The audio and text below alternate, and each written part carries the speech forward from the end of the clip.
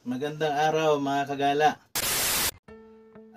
Tayo po ay masaya ngayon dahil mayroon mga followers po natin na nag-donate or nagbigay po ng mga damit at mga vitamins po para sa mga bata, ano? So ito pong vitamins ito ay bigay po ng ating followers na si Sir Neil na Pasig. Maraming po salamat po sa inyo, sir, sa inyong donation. Malaking tulong po ito sa ating mga bibigyan.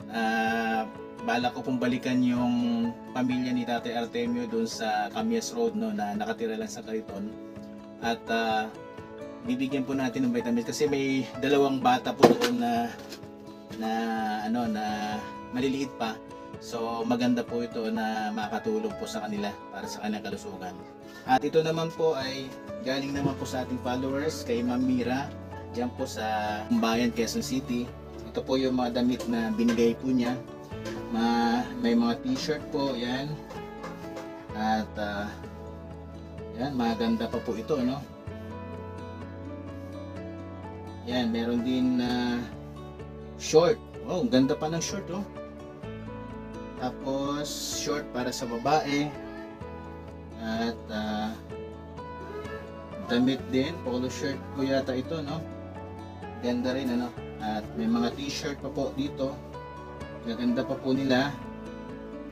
Ayan, sigurado matutuwa po dito yung ating mga pagbibigyan po natin. Okay? So, marami po ito. Ayan po, ano? At hindi lang po siya mga damit, kundi meron din po mga tuwalya. Ayan, ang ganda. Wow, ang ganda naman ng tuwalya, no? So, bibigay po na dito sa kanila. Yan po, meron pang tuwalya. Yan. So, sisiguraduhin po natin na ito po ay magbibigay doon sa mga tao na atin pong namimit sa mga kalsada na nakatira lang sa daan, sa tabing daan o kaya sa mga kariton.